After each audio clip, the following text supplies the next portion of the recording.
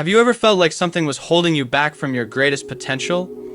What if I told you that your biggest enemy is invisible and it's inside you? Today, we're diving into The War of Art by Steven Pressfield, a powerful audiobook that gives us a no-nonsense guide on how to break through the inner barriers that stand between us and our biggest dreams. Stick around to find out how understanding and conquering resistance can transform your life. We'll also share an exclusive 5-minute sample from the audiobook later, so you can get a taste of Pressfield's insights. Have you ever faced a blank page or put off starting something important because it felt too big, too overwhelming? I've been there. I remember sitting down to write only to feel this invisible force pushing me back. I'd tell myself, I'll do it later, or maybe I'm not ready. But after reading The War of Art, I realized the force had a name: resistance. Steven Pressfield helped me see that resistance is part of every creative and ambitious journey. It shows up when we try to move from a lower level to a higher one. Whether you're an artist, an entrepreneur, or just someone working on self-improvement, resistance is that little voice inside your head telling you to quit before you even start. This book taught me that resistance is normal, and recognizing it is the first step to overcoming it. Let's face it, we all have dreams, but we often let resistance stop us. That's why The War of Art is so relevant. It gives us a strategy to push through. Let's break down some of the biggest lessons from the audiobook.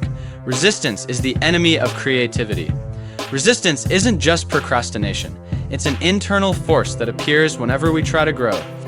Whether we're writing a book, starting a business, or making positive changes, Pressfield defines resistance as the enemy we all must battle. The higher the stakes, the stronger the resistance becomes. Turning pro is the solution. So how do we defeat resistance? By turning pro. This means showing up every day, putting in the work, and treating your goals as a professional would, without waiting for the perfect moment or inspiration. Pressfield's philosophy is simple. To overcome resistance, you have to approach your work like a job, one that requires discipline, commitment, and grit. The power of discipline. At the core of The War of Art is the belief that discipline unlocks creativity. Every time we push through resistance, we grow stronger. It's not about waiting for motivation, it's about doing the work, day in and day out, even when it's tough. If you've ever struggled with getting started on something important, Pressfield's insights will resonate deeply. And if you're serious about personal growth, the message is clear. Turning pro is how you win the war against resistance. If you've ever felt that invisible force holding you back, this audiobook is a must-listen. It's time to stop waiting and start acting. Click the link below to grab The War of Art on Audible with a free trial and begin your journey to overcoming resistance. And now, as promised, here's a quick sample from The War of Art that captures Pressfield's powerful message about breaking through the barriers that hold us back. You don't want to miss this audiobook. It's a game changer. We come into this world with a specific personal destiny. We have a job to do, a calling to enact, a self to become. We are who we are from the cradle, and we're stuck with it. Our job in this lifetime is not to shape ourselves into some ideal we imagine we ought to be, but to find out who we are already and become it. If we were born to paint, it's our job to become a painter. If we were born to raise and nurture children, it's our job to become a mother. If we were born to overthrow the order of ignorance and injustice in the world, it's our job to realize it and get down to business. We know that if we embrace our ideals, we must prove worthy of them, and that scares the hell out of us. What will become of us?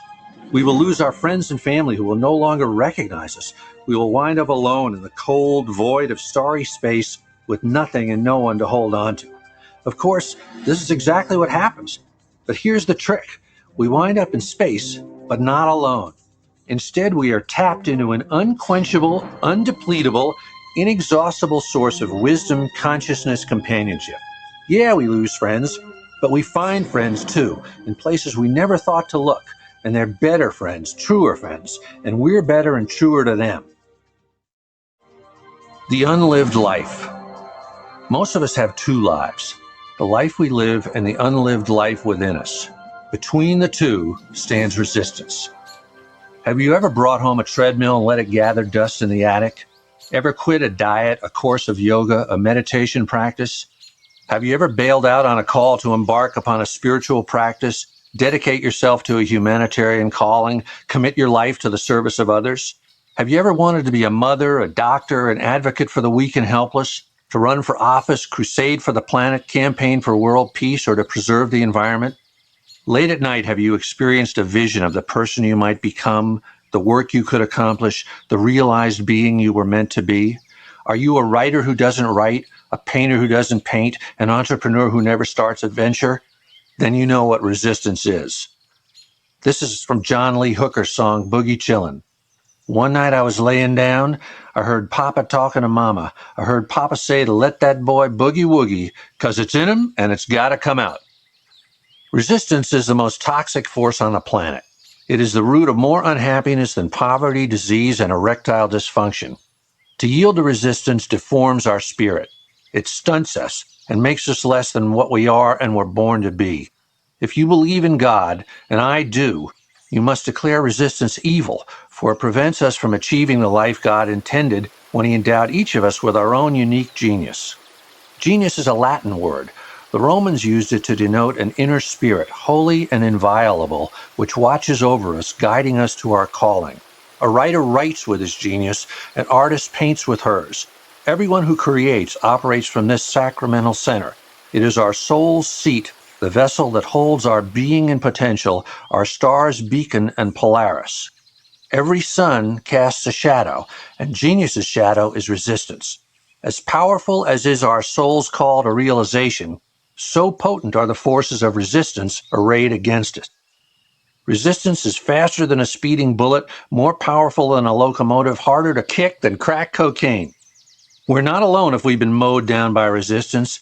Millions of good men and women have bitten the dust before us. And here's the biggest bitch. We don't even know what hit us. I never did.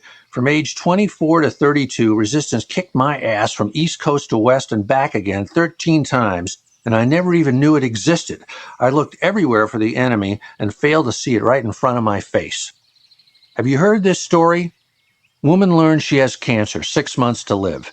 Within days, she quits her job, resumes the dream of writing Tex-Mex songs she gave up to raise a family, or starts studying classical Greek, or moves to the inner city and devotes herself to tending babies with AIDS. Women's friends think she's crazy. She herself has never been happier. There's a postscript. Woman's cancer goes into remission. Is that what it takes? Do we have to stare death in the face to make us stand up and confront resistance? Does resistance have to cripple and disfigure our lives before we wake up to its existence? How many of us have become drunks and drug addicts, developed tumors and neuroses, succumb to painkillers, gossip, and compulsive cell phone use simply because we don't do that thing that our hearts, our inner genius, is calling us to? Resistance defeats us. Now, I want to hear from you.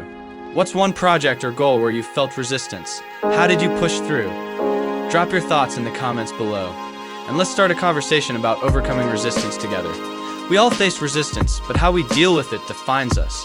Your story could inspire someone else. Conclusion. The War of Art by Steven Pressfield is a must-read for anyone looking to overcome their inner barriers. This audiobook offers practical advice that serves as a wake-up call for anyone who has struggled with resistance. Don't wait. Start your war against resistance today by listening to The War of Art. It might just change your life. Thank you for tuning in at Aspire with the Florises.